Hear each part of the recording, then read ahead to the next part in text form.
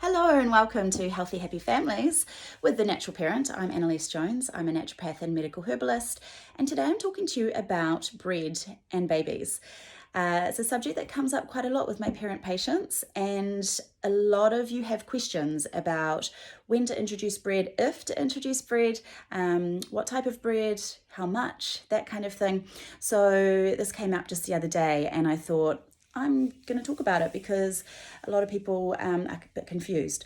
So bread is not obviously an evil food. The other side to it is that some people are feeding their, children, their young ones, their under ones, filling them up on a lot of bread, and it's not a very nutrient dense food. So there's two sides to the story. We don't have to avoid it completely, but having said that, young ones don't actually have the amylase required to properly break down a lot of bread, and wheat products in general. So we don't want to be filling them up on those foods. First of all, it could give them some tummy issues, some bloating and constipation, that kind of thing, which is the last thing you want in a little one. And the second thing is that it's not a particularly nutrient dense food, of course. So we want them to be filling up on vegetables, on fruits, on really good fats, and also obviously protein before we then introduce something like a bread. On the other hand, we do want to make sure that we are actually giving our young ones exposure to gluten, because what we now know is that if we don't, we can be setting them up for an intolerance. So my views on this have changed actually because of some research that has come out, and it's quite convincing research now that we want to introduce the allergenic foods, of which gluten is one, early in life for our little ones.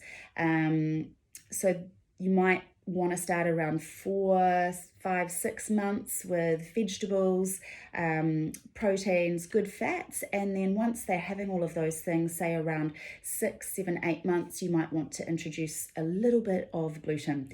And you can introduce that in some easier digested forms like oats, barley, spelt and rye. These grains all contain gluten, but in a much lower amount than wheat, for example.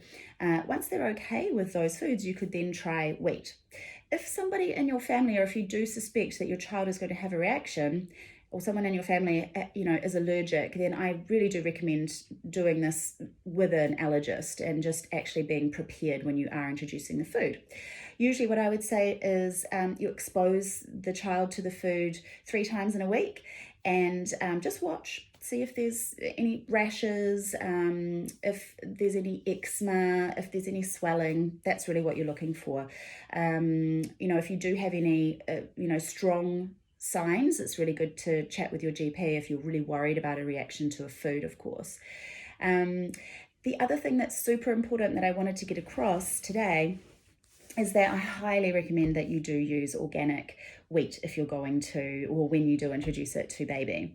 This is because wheat is drenched in something called glyphosate, which is a pesticide or herbicide, that sometimes is referred to as Roundup, or Roundup contains glyphosate, should we put it that way.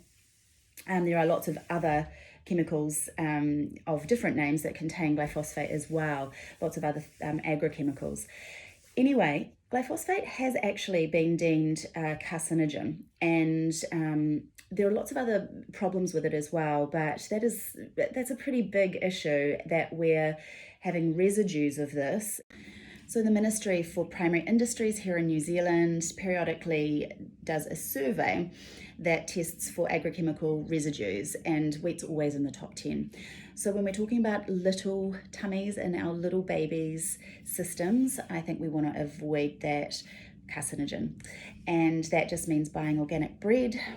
Most supermarkets will have organic bread, but you may need to use your local health store, which I'd highly recommend supporting anyway. And you may even, if you're isolated, need to order it online, which you can do. So I hope that's helped and cleared up any confusion about bread and when to give it to little ones and when to introduce it. And if you've got any questions at all, just send me a message. I would be really happy to help. Have a great day.